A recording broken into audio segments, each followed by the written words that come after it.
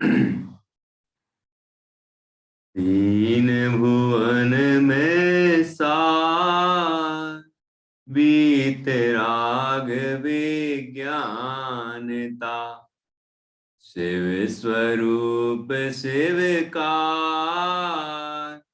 नमः त्रियोग समारिके। कविवर पंडित दौलत राम जी द्वारा रचित यह छह ग्रंथ है। इसकी छठवीं ढाल चल रही है और उसमें 14वां नंबर का छंद है। 14वां छंद बहुत ही प्रेरणादायी है। कल भी हमने चर्चा की थी मोक्ष दशा की, सिद्ध भगवंतों की, और उन्हें अनंत धन्यवाद दिए थे, धन्य धन्य कहा था। और अब यहाँ बता रहे हैं कि वो मोक्ष दशा कैसे प्राप्त होती है। अभी तक जो चर्चा हुई है, वो मोक्ष मार्ग दो प्रकार से निरूपित किया गया है, उसकी चर्चा यहाँ पर निष्कर्ष के रूप में की गई है।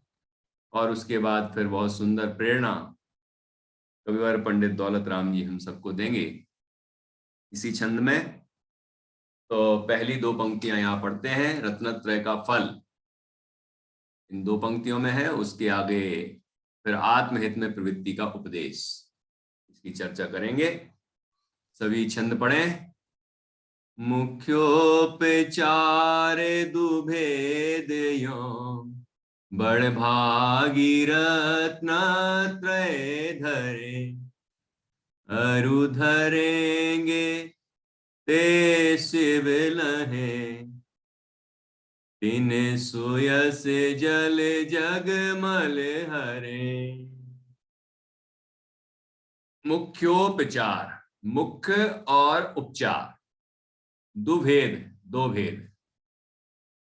यो बड़भागी रत्नत्रय धरें।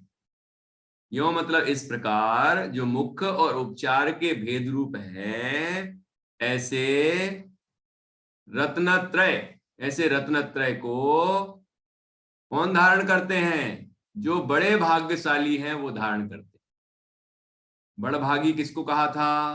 पहले भी आया है बड़भागी। रश्मि बताओ किसको कहा था? मुनिराज को। मुनिराज को। मुनिराज बड़भागी हैं। कहाँ आया था? भावना जी नहीं, दीपा जी बताइए। मेरी 5वीं ढाल में आया था सबसे पहला, मुनि सकल व्रती बड़भागी। बहुत बढ़िया। और कहीं आया था क्या रश्मि?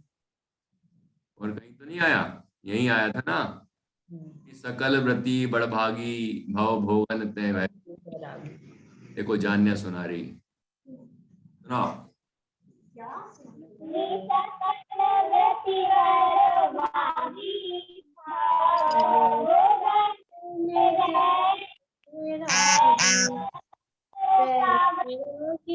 पावने भाई, क्या हो गया?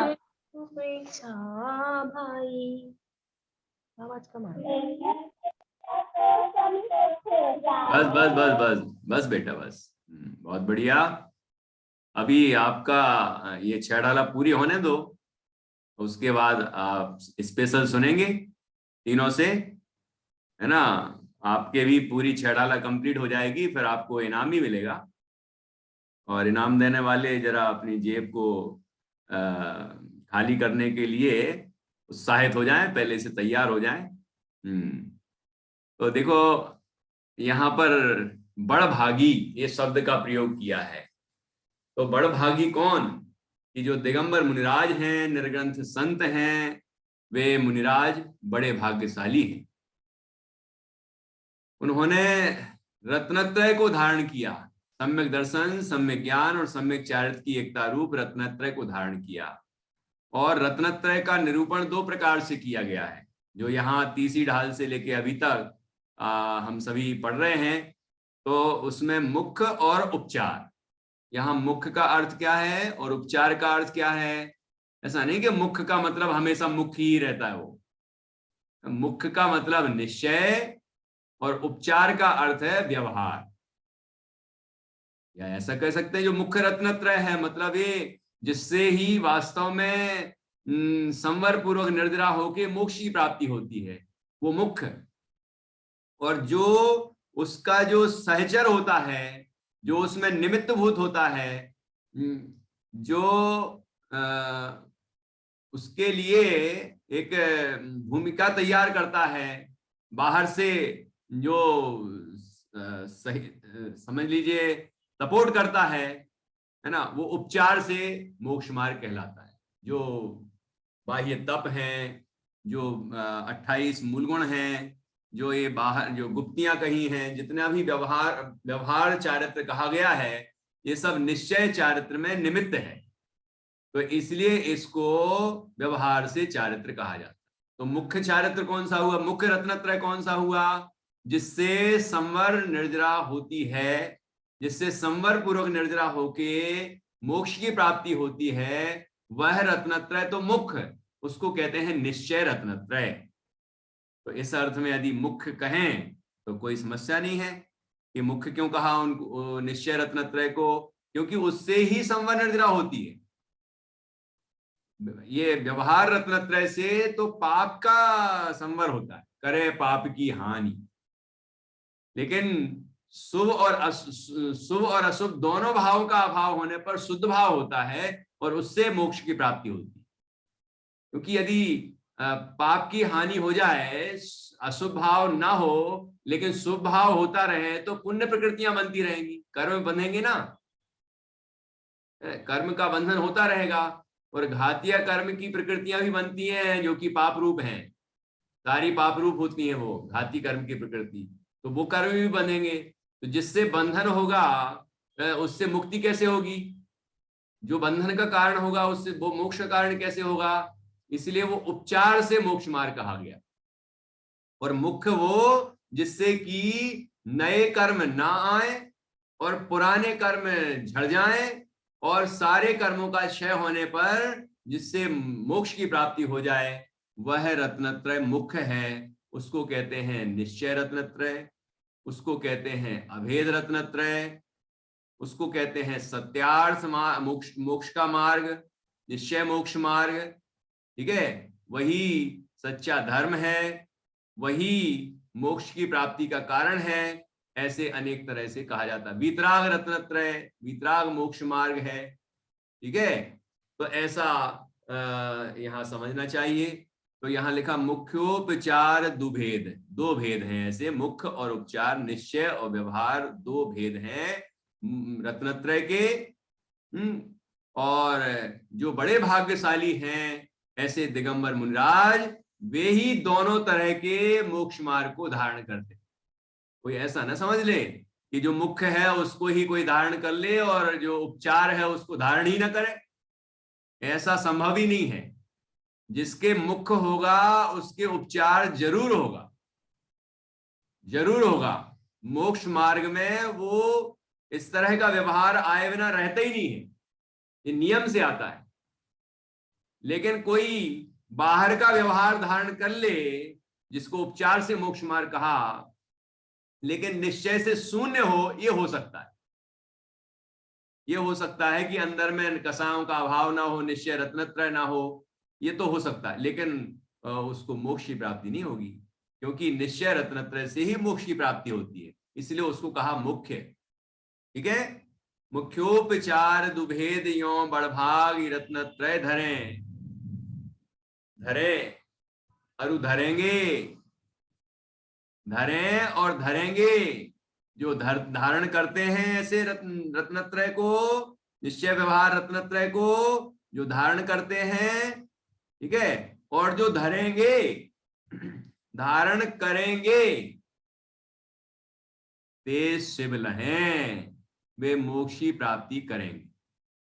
अभी जो धारण कर रहे हैं वे भी मोक्ष जाएंगे, और जो आगे धारण करेंगे वे भी मोक्ष जाएंगे, और जिनने धारण किया था वे मोक्ष चले गए, क्योंकि रत्नत्रय के बिना कोई मुक्ति का मार्ग नहीं है। सम्यक दर्शन ज्ञान चारित्राणी मोक्ष मार्गा, है ना। और नान्यः शिवः शिव पदस्य मुनीन्द्र पंथा, ठीक है। एक होए तृणकाल मां परमारत्नो पंथ। और ऐसे अष्टपावट जी में भी आया है कि मग्गो ही इक्को ही मुख मग्गो, इक्को ही मुख मग्गो, एक ही मोक्ष मार्ग होता है ना, दूसरा नहीं होता।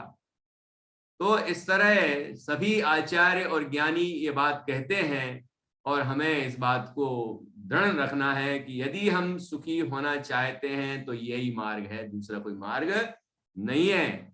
संसार से मुक्त होने का मार्ग यही है जो जैन दर्शन में बताया, यहाँ बताया गया है अभी, यही मार्ग है, दूसरा कोई मार्ग नहीं है।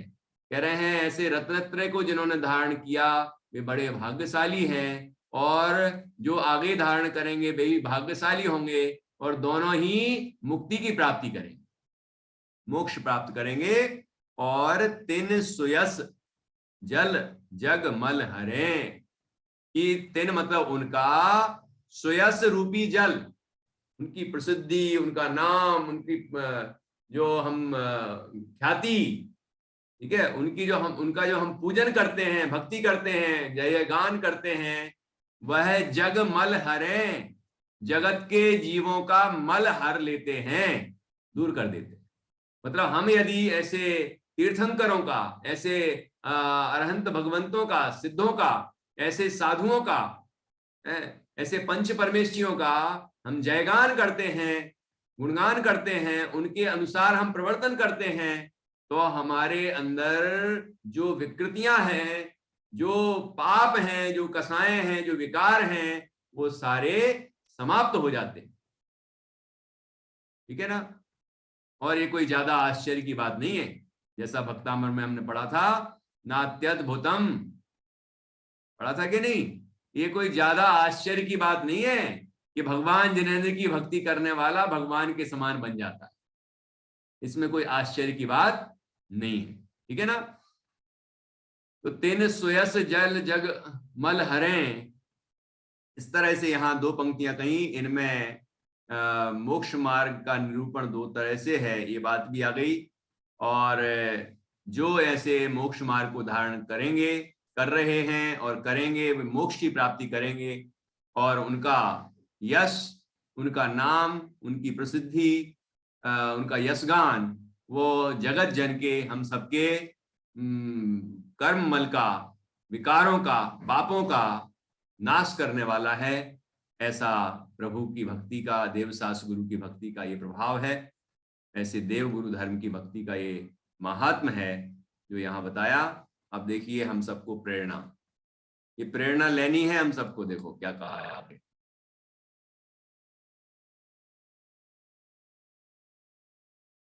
ये फुटनोट में लिखा है, देखिए पढ़ लेते हैं। जिस प्रकार बीज को यदि जला दिया जाए तो वह उगता नहीं है, उसी प्रकार जिन्होंने संसार के कारणों का सर्वथा नाश कर दिया वे पुनः अवतार धारण, जन्म धारण नहीं करते।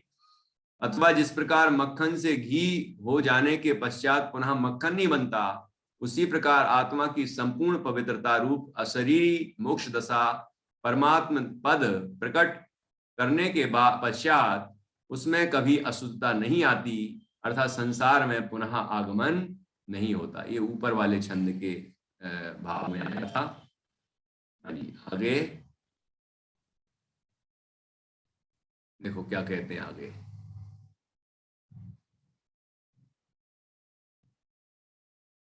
इमी जानी आलस हानि साहस ठानी यह सिख आदरो, जब लो न रोग जरा गहे तब लो झटिति निज हित करो।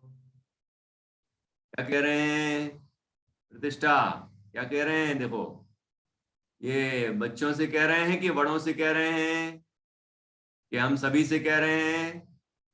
इमी जानी आलस हानि, इमी जानी, इमी मतलब ऐसा, जानी मतलब जानकर, जो अभी ऊपर बताया ये रत्नत्रय, जो निश्चय व्यवहार रत्नत्रय को धारण करते हैं वे बड़े भाग्यशाली हैं, और वे मोक्ष की प्राप्ति करेंगे, ठीक है, तो ये ऐसा जानकर हम क्या करें, जब हमें पक्का हो गया कि ये रत्नत्रय ही हमें मोक्ष की प्राप्ति कराएगा, तो क्या करना चाहिए? जो आज मानो या काल मानो या अनंत काल बाद मानो, मानना तो यही है। अभी नहीं मानेंगे तो कुछ समय बाद मानना पड़ेगा, अगले जन्म में मानना पड़ेगा, कभी ना कभी तो मानना पड़ेगा, तभी मोक्ष की प्राप्ति होगी। तो अभी मान ले, अभी मानेंगे तो इतना संसार दुख हमें नहीं होगा, हमें ज्यादा भटकना नहीं पड़ेगा संसार में, है क्या नहीं? इमी जानी आलस हानि, आलस की हानि, आलस को छोड़ देना चाहिए, आलस को छोड़ना पड़ेगा। ऐसा नहीं सोचना कि आजकल तो ऑनलाइन का जमाना है तो अपन घर बैठे ही प्रक्षाल देख लें, घर बैठे ही पूजन और घर बैठे ही विधान और घर बैठे ही स्वाध्याय और घर बैठे ही जंगल देख लो और घर बैठे ही अपने को मुनि आर्य का रूप में देख लो और घर बैठे ही समझ लो कि हम तो मोक्ष चले गए। ऐसा हो सकता है क्या? आलस हानि, मजबूरी की बात अलग थी, लेकिन यदि आदत बन गई हमारी, ऐसा आलस हमारे जीवन में आ गया, प्रमादी हो गए हम, तो समझ लेना चाहिए कि हम सिर्फ बातें कर रहे हैं, हमें मोक्ष मार्ग प्राप्त नहीं करना। तो ऐसा नहीं है, ऐसा नहीं करना है हमें जहां अपने घर के आसपास मंदिर है और फिजिकली हमें जाने मिलता है, स्वाध्याय करें, पूजन करें, भक्ति करें, सामायिक करें, ध्यान करें, खुद करें, त्याग करें, दान करें, दया करें, जो दूसरे लोग परेशान हैं उनके प्रति भी हम सोचें, मतलब ये हमारे कर्तव्य हैं श्रावकों के। तो आलस छोड़ना पड़ेगा। कहते हैं आलसी व्यक्ति ना तो मोक्ष जा सकता है, मतलब मोक्ष मार्ग, धर्म मार्ग में भी कुछ नहीं कर सकता। आलसी व्यक्ति लौकिक मार्ग में भी कुछ नहीं कर सकता। आलसी व्यक्ति बीमार हो जाता है ना, दरिद्री हो जाता है और दुर्गति में चला जाता है। ये तीन बातें बताई आप। ब्रह्मचारी रविंद्र जी का ये वाक्य है। वो कहते हैं कि आलसी या प्रमादी जो व्यक्ति है ना, उसकी तीन दशाएं होती। क्या क्या? वो पहले तो आलसी व्यक्ति रोगी हो जाता है, बीमार हो जाएगा, है ना। आलसी व्यक्ति निर्धन भी हो जाएगा, धन कमाने नहीं जाएगा, मेहनत नहीं करेगा, तो क्या होगा? दरिद्र हो जाएगा, है ना, गरीब हो जाएगा, निर्धन हो जाएगा। और आलसी व्यक्ति होगा तो ना भगवान की प्रक्षाल करने जाएगा, ना पूजन करने जाएगा, ना स्वाध्याय करेगा, ना सामायिक करेगा, ना ध्यान करेगा, ना आराधना करेगा, ना वह संसार शरीर भोगों से विरक्त होकर दीक्षा लेगा, और ना वह निवृत्त होकर अपनी साधना करेगा, और तो वो मोक्ष कैसे जाएगा? तो दुर्गति में ही जाएगा। ये तीनों बातें हैं, मतलब ये लौकिक हानि, शारीरिक हानि और आत्मिक हानि, सब तरह की हानियां हैं। आलस किसी भी क्षेत्र में अच्छा नहीं है, ठीक है, आलस कहीं नहीं करना। तो इमी जानी आलस हानि साहस ठानी, साहस को ठानना है, मतलब साहस करना है। ये नहीं सोचना है बड़ी ठंड है रजाई में बैठ जाएं, अब कौन जाए प्रक्षाल करने, कौन जाए देखने, कौन जाए पूजन करने, वहां बड़ी ठंड लगेगी। आप देख लो मंदिर में लोग प्रक्षाल करने वाले जो लोग हैं वो धोती पहनते हैं बस, अंदर में इनर भी नहीं पहनी है, और वो उनको ठंड नहीं लगती। और हमारे जो दिगंबर मुनिराज हैं, हम तो दिगंबरों के मार्ग वाले हैं, हमारे मुनिराज तो कुछ भी नहीं पहनते, नग्न दिगंबर रहते हैं, तो उन्हें ठंड नहीं लगती होगी। क्यों प्रतिष्ठा है? क्यों मैत्री? उन्हें ठंड नहीं लगती होगी कि ठंड उन्हें लगती है जो ठंड को देखते हैं, टेम्परेचर नापते रहते हैं, कितना टेम्परेचर होगा, अच्छा आज तो भैया कड़ाके की ठंड है, तो उनको ठंड लगेगी। पहले ही से सोच लिया ठंड है, आज तो ठंड लगनी है, फिर ये पहने जा रहा है, वो पहने जा रहा है, ये कर रहा है, वो कर रहा है, तो अभी ठंड ही लग रही है, उसको ठंड लगी जा रही है। तो ठंड कहां से लगती है? ठंड ये मन से लगती है, आत्मा से लगती है, आत्मा में नहीं लगती, लेकिन अंदर से जो हमारी सोच बनती है उस विकल्प से ठंड शुरू होती है। और मुनिराज को ठंड का विकल्प नहीं, गर्मी का विकल्प नहीं, वो तो देह से भिन्न, जिसको ठंड और गर्मी लगती है उससे भिन्न अपने को ज्ञानानंदमय देखते हैं, अनुभव करते हैं और आनंद रहते हैं। ठंड तो आत्मा को छू भी नहीं सकती, ठंड तो पुद्गल है, कैसे छुएगी? हल्का भारी, रूखा चिकना, ठंडा गरम, कड़ा नरम, सब पुद्गल की पर्याय है ना ये सब। तो पुद्गल जीव को कैसे छुएगा? जीव जानता है उस ठंडक को, लेकिन जीव को लगती नहीं वो ठंड, और वो अपने को जीव अनुभव करते हैं, इसलिए उन्हें ठंड नहीं लगती, पहली बात। दूसरी बात वैज्ञानिक, मतलब शारीरिक विज्ञान की बात है, वो आध्यात्मिक विज्ञान की बात थी कि जो ध्यान करते हैं, स्वरूप ध्यान करते हैं, परमात्मा का ध्यान भी कर सकते हैं, ध्यान करते हैं, उनके अंदर ऊर्जा जागती है, शरीर में भी ऊर्जा पैदा हो जाती है, और फिर वो ऊर्जा, वो गर्मी, वो ठंड नहीं लगने देता। इसलिए तो कड़ाके की ठंड में भी मुनिराज निर्ग्रंथ रहते हैं, नग्न रहते हैं, और अपने स्वरूप की साधना द्वारा वो पहले तो ठंडक से भिन्न अपने को देख के आनंद लेते हैं, दूसरा उस ऐसा सहज नैमित्तिक संबंध बनता है कि शरीर में भी ऊर्जा प्राप्त होती है और उसको भी तक कुछ नहीं होता। और तीसरी बात, जब हम आत्मा की साधना करेंगे हैं, तो उस मार्ग में जो ना चाहने पर भी अबुद्धिपूर्वक या बुद्धिपूर्वक भी भूमिका अनुसार शुभ भाव होते हैं, उससे विशिष्ट जाति का पुण्य बनता है। तो पुण्य का जब उदय आएगा तो ठंड कहाँ लगेगी? ठंड लगने का काम नहीं। मुनराज, रिद्धिधारी मुनराज यदि जंगल में रहते तो जंगल में चारों तरफ फल फूल, 6 ऋतुओं के फल फूल खिल जाते, सुहावना वातावरण हो जाता। समोषण का वर्णन भी पढ़ा होगा आपने, वहां समशीतोष्ण वातावरण होता है, ये पुण्य का प्रभाव है। इसलिए, और पुण्य बढ़ता है साधना से, इसलिए हम साधना में ध्यान लगाएं। आत्मा की साधना करने वालों को ये सब उपलब्धियां अपने आप हो जाती हैं, है ना। जैसे कि अनाज की खेती, अनाज के लिए खेती करने वाले, परिश्रम करने वाले जो किसान हैं, उन्हें घास फूस तो अपने आप मिल जाता है ना। तो ये भी अपने आप होता है। हम सबको अपनी साधना में ध्यान लगाना चाहिए, साहस भरे अपने अंदर, ये अंदर का उत्साह तो जगाएं। प्रवचन सारथी में आया है कि वर्तमान पंचम काल में सहनन कमजोर है, तो कैसे वो निर्ग्रंथ दशा का पालन हो, दिगंबर दशा का पालन होगा? कहते ऐसा नहीं, सहनन से ज्यादा आत्मबल महत्वपूर्ण है, जिसको आजकल की भाषा में इच्छा शक्ति बोलते हैं। ये आत्मबल है, अंदर का बल, कि वो सहनन भले ही थोड़ा कमजोर होगा चौथे काल की अपेक्षा, क्योंकि यहाँ कोई उत्तम सहनन तो होते नहीं अभी, है ना।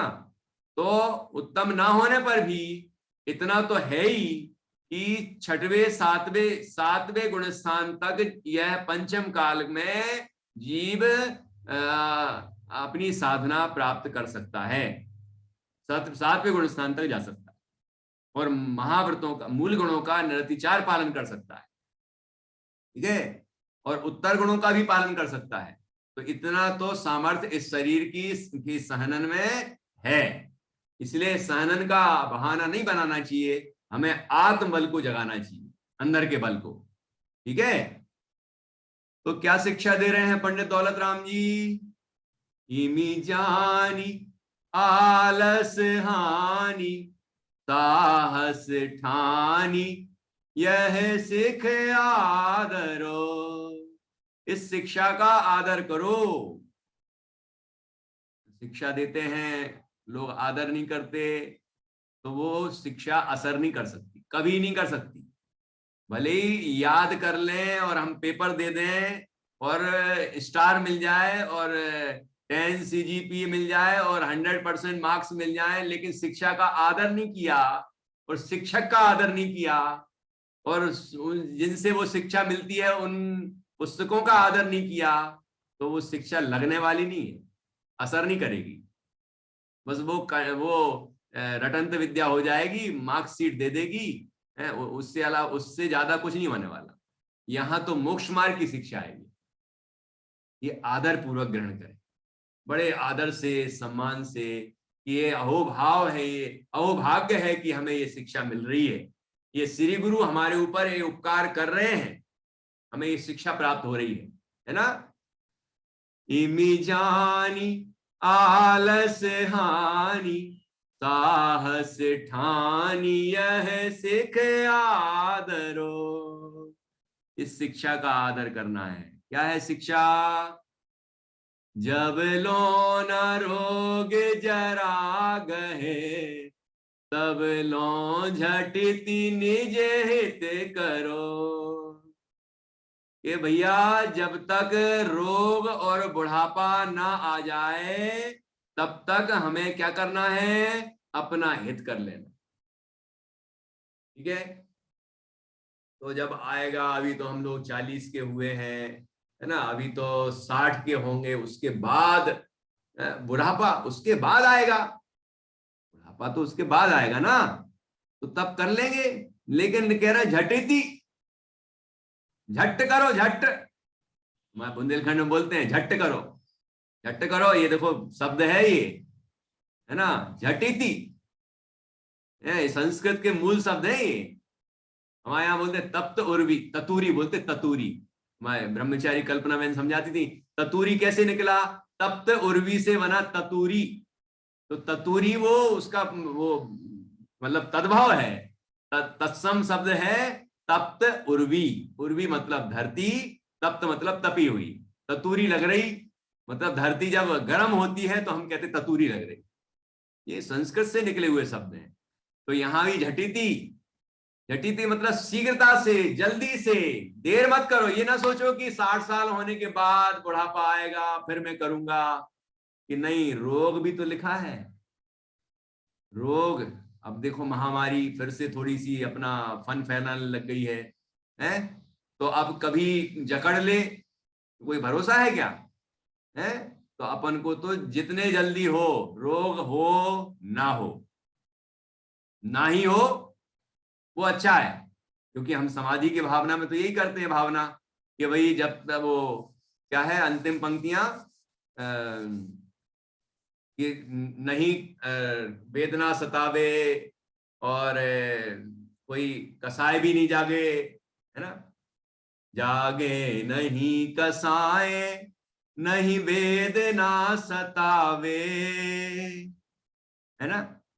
तो जब तक ये, उस समय भी जीव ये नहीं सोचता कि हो जाए, डरता नहीं है, हो जाए तो हो जाए, लेकिन ये भावना करता है कि ऐसे समय में रोग न, वेदना सतावे, सताए ना मतलब वेदना होती रहे, रोग होते रहे, लेकिन उससे तकलीफ ना हो, कसाएं प्रबल ना हो, है ना। और हम अपनी साधना में मग्न रह के उन कसायों का अभाव करें, संलेखना और समाधि पूर्वक मृत्यु महोत्सव करते हुए, मतलब पूरी समता पूर्वक देह को छोड़ दें, ऐसी भावना साधक भाता है। तो यहाँ ये समझना है कि बीमारी कभी भी आ सकती है। ये नहीं आई कोई और आएगी, कोई और नहीं आई तो और कोई आएगी, नहीं आई तो बुढ़ापा आएगा, है। और वो ये भी नहीं हुआ तो कोई और घटना घट सकती है। तो हमें उसका इंतजार नहीं करना है, हमें ये समझना है कि होगा, मृत्यु होगी ही होगी। इसलिए पहले ही हम तैयार हो जाएं, सावधान हो जाएं और अपनी साधना करें, अपना हित करें, अपने देह से भिन्न अपने को ज्ञान स्वरूप, आनंद स्वरूप आत्मा जाने। क्योंकि आत्मा को जानने वालों के देह छूटने पर कोई तकलीफ नहीं होती।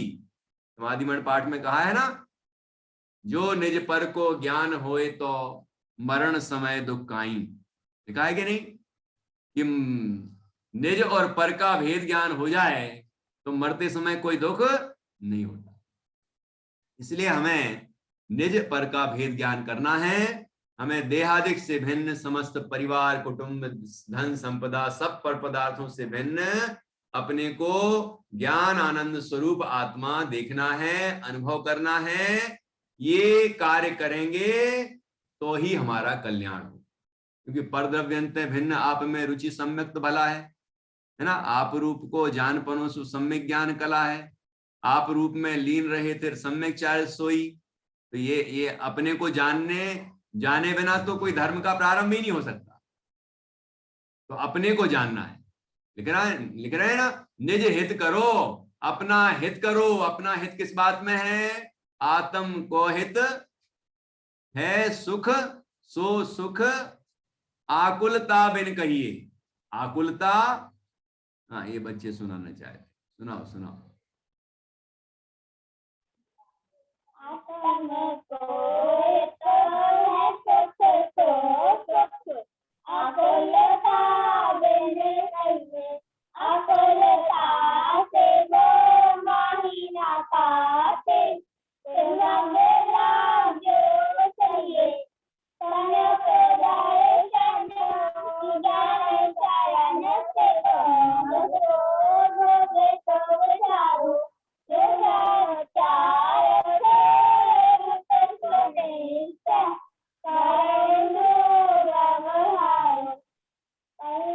बस बस बस, बहुत अच्छा।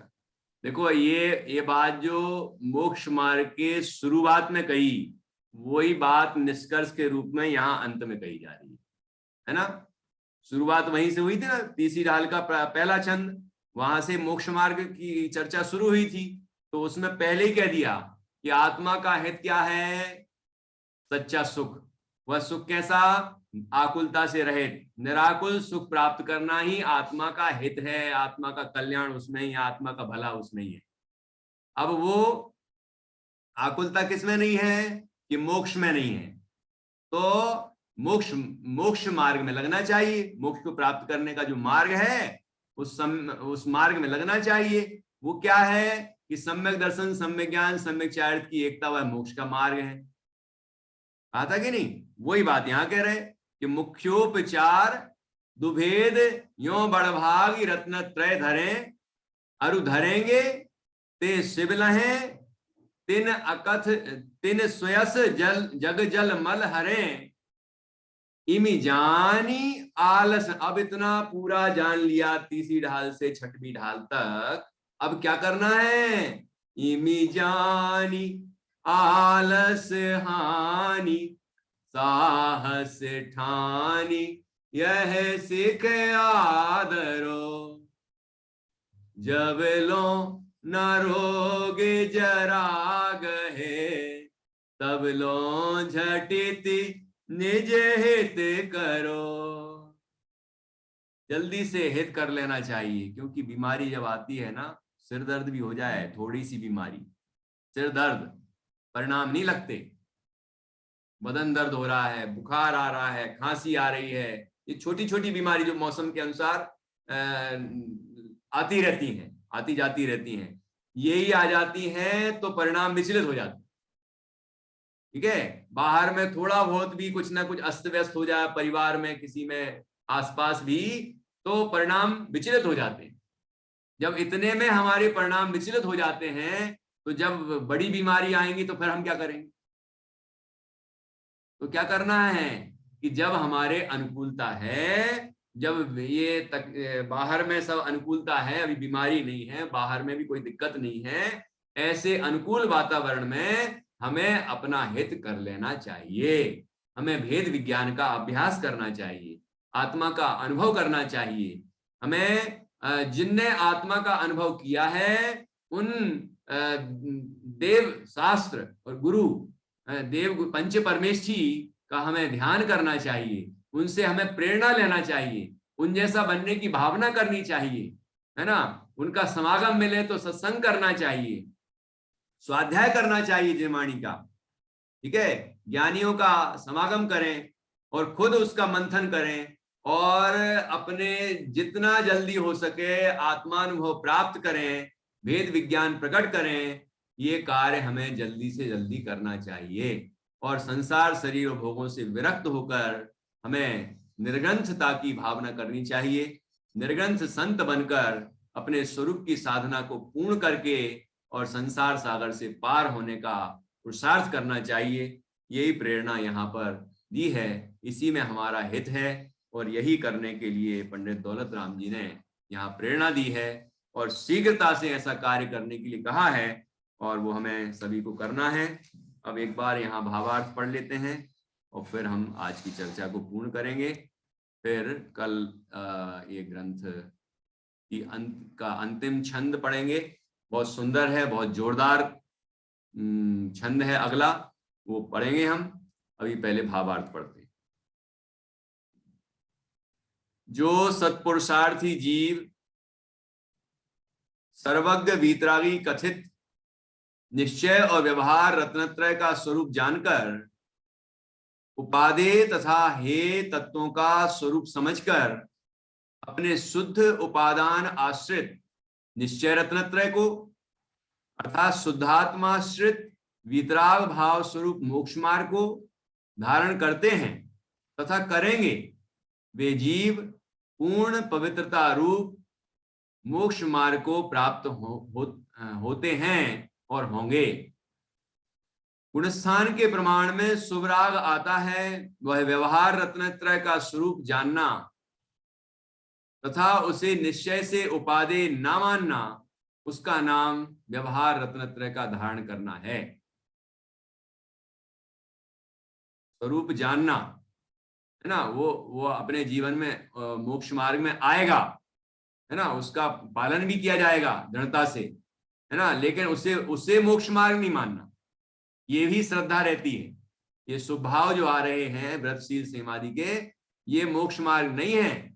मोक्ष मार्ग तो शुद्धोपयोग रूप है, शुद्ध भाव रूप है, वितरागता रूप है, ऐसा दृढ़ श्रद्धान रहता है और उसके लिए ही स्वरूप में लीन होके वितरागता को बढ़ाता जाता है और पूर्णता कर लेता है।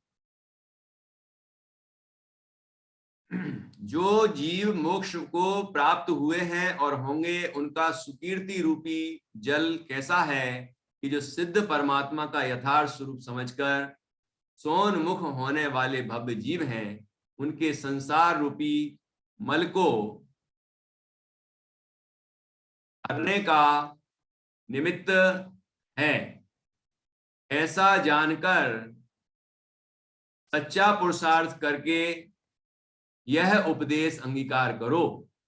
जब तक रोग या वृद्धावस्था ने शरीर को नहीं घेरा है, तब तक शीघ्र वर्तमान में ही आत्मा का हित कर लो। ऐसी सुंदर प्रेरणा यहाँ दी है। और अब अंतिम सीख यहाँ आएगी, जिसको हम कल पढ़ेंगे। अंतिम सीख है, ये अंतिम संदेश है पंडित दौलत राम जी का। ये दीक्षांत समारोह होता है ना, दीक्षांत समारोह तो अंतिम निष्कर्ष की बात कही जाती है। जैसे कि अपने जीवनधर कुमार को उनके गुरु ने अंतिम संदेश दिया था कि नहीं? अंतिम संदेश देके और फिर वो निर्ग्रंथ हो गए थे, फिर से दीक्षा ले ली थी उन्होंने, आर्यनंदी गुरु ने। तो ऐसे ये अंतिम संदेश है पंडित दौलत राम जी की तरफ से। अब हमें उसका पालन करना है, हम सभी को अपना हित करना है और निश्चित रूप से हम सभी अपना हित करेंगे और संसार सागर से पार होके और मोक्ष की प्राप्ति करेंगे, ऐसी मंगल भावना है। और अब हम जिनवाणी स्तुति करेंगे और कल ये आखिरी छंद पढ़ेंगे। इसके बाद फिर परसों हम ये बच्चों से भी और आप लोगों ने भी जितना जितना याद किया है वो भी सुनेंगे। और ग्रंथ की अंतिम सीख के बाद एक छंद और है जो कि इस ग्रंथ के विषय में लिखा है, कब रचना हुई, कैसे रचना हुई, इसके विषय में है, तो वो भी पढ़ेंगे और फिर सभी से सुनेंगे जितना जितना जिसने याद किया होगा। आप मुझे बता दें कि कितना कितना याद किया है, आप मैसेज कर सकते हैं मुझे कि किसको कितना याद है और वो सुना सकते हैं। और जिसको और जितना हो सके आज से लेके कल तक याद कर लें। चलिए अब जिनवाणी स्तुति करते हैं। आज क्या प्रतिष्ठा तैयार बैठी है क्या जिनवाणी स्तुति के लिए? अच्छा, ये पूछ रही थी प्रतिष्ठा की मम्मी के ये बच्चे कहाँ से जिनवाणी स्तुति तैयार करते हैं, शायद नहीं, भावना जी पूछ रही थी। ये बहुत सारी जगह हैं, जिनमाणी भक्ति सरोवर है, जिनेंद्र रचना है, ये देखो जिनमाणी स्तुति शतक है इनके पास। तो अनेक जगह से अनेक ग्रंथ प्रकाशित हुए हैं, जिसमें पुराने कवियों के, नए कवियों के भजन है, भक्तियां हैं, मतलब जिनमाणी स्तुतियां हैं। तो उनको PDF फॉर्म में भी मिल जाएंगी, तो आप उनको ले सकते हैं, पहले भी भेजी थी मैंने। तो आप उनमें से जिनमाणी स्तुति तैयार करें, इसकी बढ़िया लय आपसे आए और भाव आपको समझ में आते हैं, वो यहाँ प्रस्तुत कर सकते हैं। आज प्रतिष्ठा से करवाते हैं जान्या, ठीक है? हाँ चलिए। धन्य धन्य वीतरागवाणी अमर तेरी जग में कहानी। धन्य धन्य वीतरागवाणी अमर तेरी जग में कहानी। चिदानंद की राजधानी अमर तेरी जग में कहानी। उत्पादित रुद्रोभ्य स्वरूप वस्तु बखानी। सर्वज्ञ भूप शादे बाद तेरी निशानी अमर तेरी जग में कहानी। धन्य धन्य वीतरागवाणी अमर तेरी जग में कहानी। नित्य नित्य अनुएक अनेक वस्तु कथंचित वेद अभेद। अनेकांत रूपा बखानी अमर तेरी जग में कहानी। धन्य धन्य वीतरागवाणी अमर तेरी जग में कहानी। भाव शुभ बंध स्वरूप शुद्ध चिदानंदमय मुक्ति रूप। मारण दिखाती है वाणी अमर तेरी जग में कहानी। धन्य धन्य वीतरागवाणी अमर तेरी जग में कहानी। चिदानंद चैतन्य आनंद धाम ज्ञान स्वभावी निजातम राम। स्वास्थ्य मुक्ति बखानी अमर तेरी जग में कहानी। धन्य धन्य वीतरागवाणी अमर तेरी जग में कहानी। चिदानंद की राजधानी अमर तेरी जग में कहानी।